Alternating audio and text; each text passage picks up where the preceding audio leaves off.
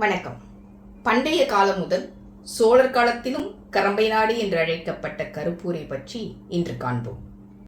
வண்டல் மண் நிறைந்த பகுதியை கரம்பை என அழைப்பர். இந்த தலத்தில் அனைத்து தேவர்களும் முனிவர்களும் ஸ்ரீ சிவபெருமானை காண வந்தபோது அவரது அழகிய வடிவத்தோடு இங்கே காட்சியளித்ததால் சுந்தரேஸ்வரர் ஆனார். கிழக்கு பார்த்து லிங்க வடிவில் அருள்பாலிக்கிறார். தாயார் தென் திசை நோக்கி நின்றபடி அருள்பாலிக்கிறார்.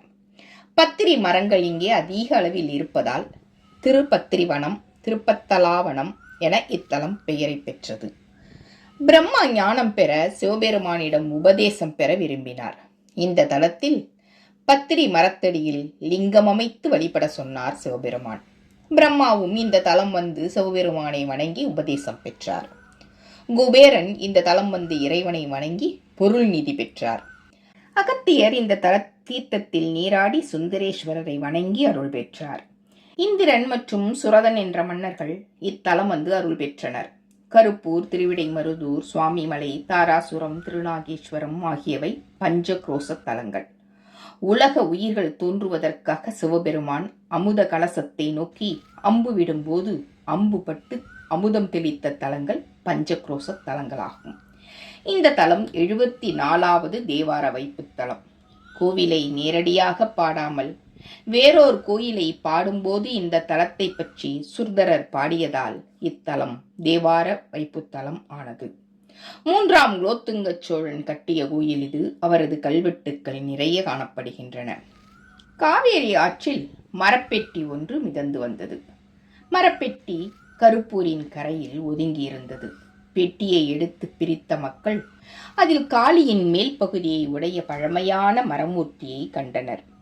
அங்கே இருந்த அந்த ஊரைச் சேர்ந்த இளம் பெண்ணுக்கு சாமி வந்து அவர் காளி யார் என்றும் அவரை வணங்குவது எப்படி என சொன்னார்.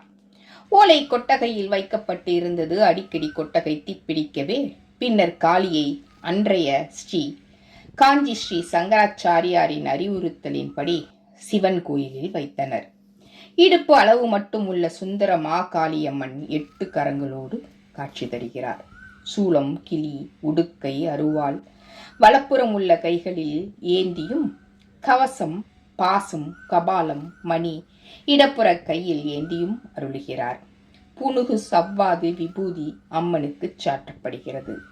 பிரார்த்தனைகளுக்கு அம்மனுக்கு தரப்படும் பூ, பழங்கள், எலும்பிச்சை, குங்குமம் எதுவும் திருப்பி தரப்படுவது இல்லை. பெட்டியை திறக்கும் முன் சர்க்கரை பொங்கல், சுத்தானம் போன்றவை பல்லயமாக படைக்கப்பட்ட பின்னரே பெட்டி திறக்கப்படுகிறது. உத்தராயண காலத்தில் வருடத்திற்கு ஒரு முறை மாகாளியம்மன் பல்லக்கில் வீதியுலா காண்கிறார்.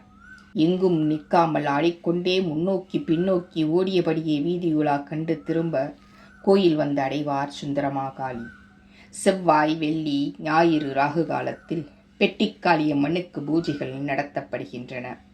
சித்திரை பிரம்மோற்சவம், ஆடிப்பூரம், மாவனியில் விநாயக சதுர்த்தி, நவராத்திரி திருவிழா, பெரிய கார்த்திகை, பௌர்ணமி, அமாவாசை, அஷ்டமி, நவமி தினங்களில் பெட்டிக்காளியம்மனுக்கு சிறப்பு பூஜைகள் நடைபெறுகின்றது. கொரநாட்டு கருப்பூர் என்கின்ற கருப்பூர் கும்பகோணத்தில் இருந்து 3 கிலோமீட்டர் தொலைவில் சென்னை சாலையில் இருக்கிறது. கொரநாட்டு கருப்பூர் கும்பகோணம் பூம்புகார் சாலையில் 3 கிலோமீட்டர் தொலைவில் இருக்கிறது.